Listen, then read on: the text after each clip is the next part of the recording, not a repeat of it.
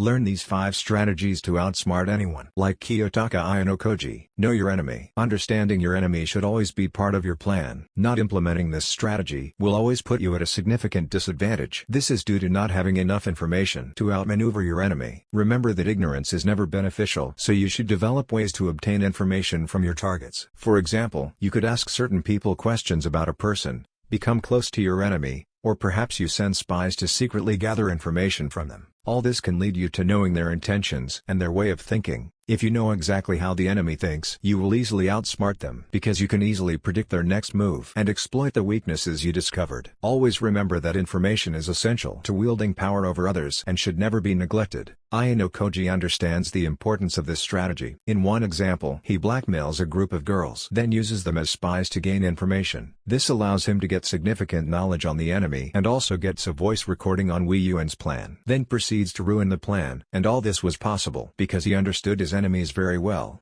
Low profile. This is where you intentionally put yourself in a position of not attracting too much attention. It's a strategy that provides many social and psychological advantages. Firstly, when people are not aware of you, they can't attack you. To be more specific, you don't occupy a strong psychological presence within their mind, so when you avoid attracting attention, you can manipulate and outsmart people without them knowing it was you. But on the other hand, attracting too much attention can enable people to gain too much information on you, making it easier for them to see your motives and psychological weaknesses. You may also come across more hostility towards you as well. When using the low-profile strategy, avoid putting yourself in a position where many people will notice you. For example, if you make yourself the leader of a group, you will have more psychological pressure that comes along with it. You have to communicate more often, motivate people, and deal with the problems they are facing. And you're more likely to be targeted by enemies. Since you're the center of attention, it's often better to be inconspicuous by appearing average and unremarkable. This will involve concealing your intelligence and the exceptional skills that you have. Resist the urge to boast about these things and remind yourself that you don't gain any strategic advantage from oversharing. You also must avoid getting yourself involved in controversy. Expressing any strong opinions or beliefs can lead to arguments.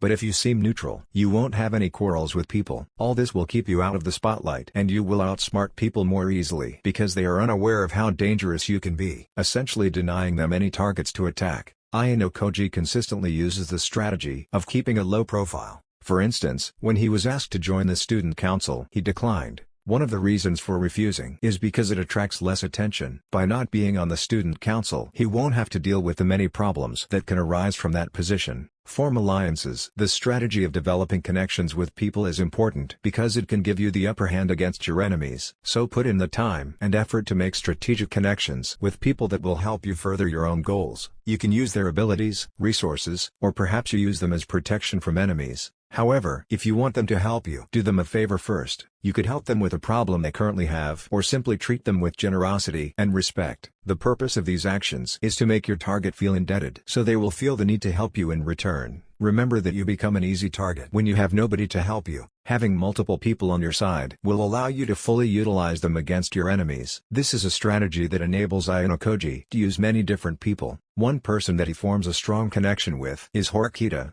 Helping her multiple times allows him to use her strategically over the long term, such as making her drop out of the island game to obtain victory and giving her all the credit for the win, which pushes all the hostility towards her. Non-engagement. Sometimes it pays to be aggressive, but that's often unnecessary in most situations. It's far better to have the strategy of not engaging in unnecessary conflict. If you get yourself directly involved, you will most likely just cause more trouble for yourself. The key part of this strategy is not being so impulsive and reactive. When something happens, don't get yourself entangled in the situation. Take a step back to observe and examine what's going on. For example, if there's a fight or argument happening between people, consider letting it play out. Just watch from the sidelines and observe who initiated it, who's being aggressive, who's anxious, and many other aspects of the interaction. The insight gained will enable you to manipulate and outmaneuver people more effectively in the future. Ayanokoji uses the non-engagement strategy quite often. He usually just observes something for the purpose of gaining information. For instance, Ayanokoji doesn't engage in the conflict when he sees Kei getting bullied. He stays back and observes for a bit in order to gain information. By not getting involved in the situation, it allowed him to strategically create a plan with the new knowledge that was provided from watching.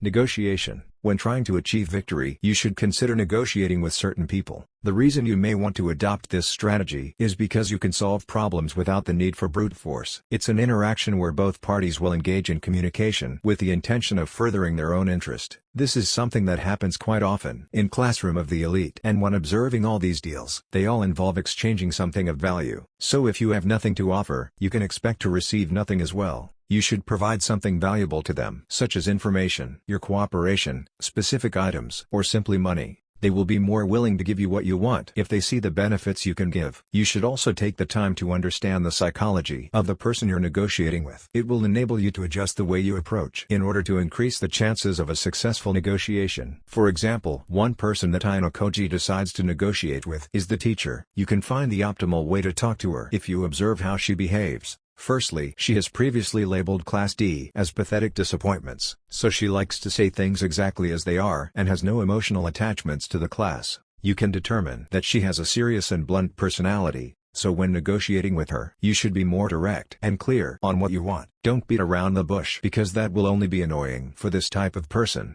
Plus, any displays of stupidity or desperateness will also be repulsive to her. So when Ayanokoji goes to negotiate, he displays some intelligence and tenacity towards her, mentioning that he remembers her saying that the points can be used to buy absolutely anything on campus, managing to convince her to improve Sudo's test score in exchange for 100,000 points, and this ultimately results in preventing Sudo from being expelled. By using the strategy of negotiation, you can gain an advantage over your enemy or to just solve the tricky problems that you are currently in. Thanks for watching VevenSeven.